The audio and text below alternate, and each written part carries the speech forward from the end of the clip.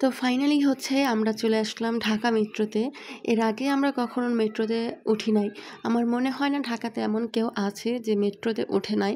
তো কে এমন আছেন কমেন্ট করে যাবেন। আর যারা আমার মতো এখনও ফার্স্ট টাইম উঠেছেন তারাও তাদের অভিজ্ঞতা বলে যাবেন।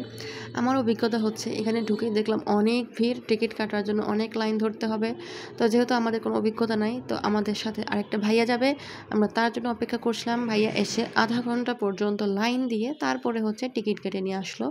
এরপরে ট্রেন আসলো আর আমরা ট্রেনে উঠে পড়লাম।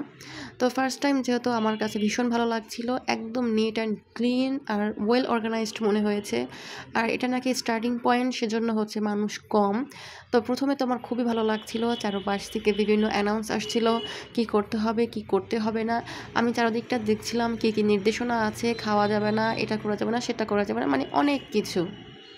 এরপর ট্রেন চলতে শুরু করলো, এতটা স্মুথ হচ্ছিল আমার তো মানে ভাবতেই অবাক লাগলো যে ঢাকা আমাদের বাংলাদেশেও এমন সম্ভব। নেহান কি ট্রেন, হ্যাঁ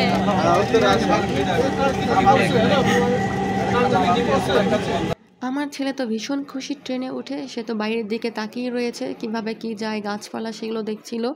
এরপর হচ্ছে খুব শর্ট সময়ের ভিতরে আমরা পৌঁছে গেলাম আগারগাঁও। এরপরে হচ্ছে আমরা এখানে দুটো রিক্সা নিব, যেহেতু আমরা 4 জন মানুষ ছিলাম। দুটো রিক্সা নিয়ে আমরা চলে যাব শেরে বাংলা কৃষি বিশ্ববিদ্যালয়। তো এই রাস্তাগুলো আমার ভীষণ চেনা, কিন্তু আজকে কেন যেন অচেনা লাগছিল। এতটা সুন্দর, এতটা পরিবর্তনশীল দেখে আমার মনটা ভালো হয়ে গেল। তো নিহানও খুব খুশি। এমনিতে নিহান হচ্ছে ঘুরতে অনেক পছন্দ করে, নিহান অনেক জার্নি করতে পারে। এরপর হচ্ছে আমরা চলে আসলাম শেরেবাংলা কৃষি বিশ্ববিদ্যালয়। এখান থেকে আমরা নেমে চলে যাব হচ্ছে ভিতরে। নিহান তো এসেই অনেক খুশি, নিহান দৌড়ে দৌড়ে চলে যাচ্ছে, কারণ মাঠ, এত বড় বড় মাঠ দেখে নিহানের খুব ভালো লাগে।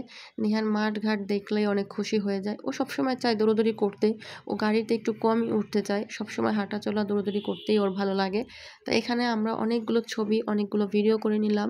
এটা হচ্ছে আমাদের এই ভাইয়া আর ভাইয়ার ওয়াইফ, তারা অনেক ভালো মনের মানুষ। এরপরে আমরা যাব হচ্ছে এখন পিঠা উৎসবের এইখানে। এখানে গিয়েই দেখলাম অনেক অনেক স্টল বসেছে, অনেক ধরনের পিঠা, অনেক ধরনের জিনিসপত্র উঠেছে, আবার কনসার্টও হচ্ছে, অনেক কিছু হচ্ছে। অনেক দিন পর এমন একটা অনুষ্ঠান দেখে ভালো লাগলো। তবে আমরা ওখান থেকে বের হয়ে চলে গেলাম কিছু ফটোশ্যুট করার জন্য, যেহেতু বিকালবেলা হয়ে গেছে আর শীতের দিনের অনেক তাড়াতাড়ি সূর্য চলে যায়, তাই কিছু ছবি তুলে নিলাম। এরপরে চলে গেলাম আমরা একটা আর্ট গ্যালারিতে। ওইখানে স্টুডেন্টরা জুলাই বিপ্লবের কিছু প্রদর্শনী করছিল। সো সবাই ঘুরে ঘুরে আমরা ওইগুলো দেখছিলাম, আর অনেক কিছু মনে পড়ছিল যা যা হয়েছিল বা এই ভার্সিটির স্টুডেন্টরা যা যা করেছিল আন্দোলনের সময়। সেখান থেকে আমরা আবার আসলাম স্টলে। এখানে এসে দেখলাম যে এখানে একটা পেস্ট্রি শপ আছে। তো স্টুডেন্টদের দ্বারা এরকম কিছু দেখতে ভালোই লাগে, ওরা কতটা না কষ্ট করেছে এইসব করার জন্য। এরপর হচ্ছে এখানে একটা ফুচকা স্টল, এরপরে হচ্ছে একটা ফাস্ট ফুড স্টল মেবি, তারপরে হচ্ছে কনসার্ট হচ্ছিল। তো অনেক রাত হয়ে গিয়েছিল আর হচ্ছে অনেক কুয়াশা পড়ছিল, আর যেহেতু অনেক খোলা মাঠ সেজন্য আর শীতটাও বেশি পড়ছিল। কিন্তু পরিবেশটা এত ভালো ছিল যে যাওয়ার তো ইচ্ছেই করছিল না। তো পরে ভাবলাম যে পাশের মাঠে যেয়ে একটু বসে গল্প করি, তারপরে হচ্ছে চলে যাব।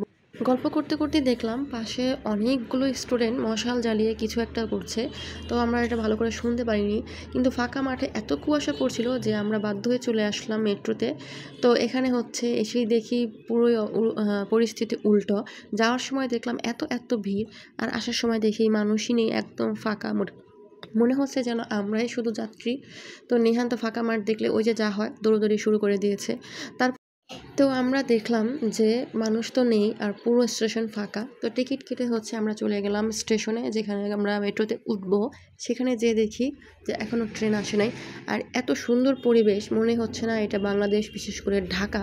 ঢাকাতেও যে এত নিট অ্যান্ড ক্লিন আর এত অর্গানাইজড কোনো পরিবেশ থাকতে পারে সেটা তো বলা বাহুল্য। তো আমরা এখানে অনেকগুলো ছবি, অনেকগুলো ভিডিও করে নিলাম আর খুবই এনজয় করছিলাম এই পরিবেশটা, এই মুহূর্তটা।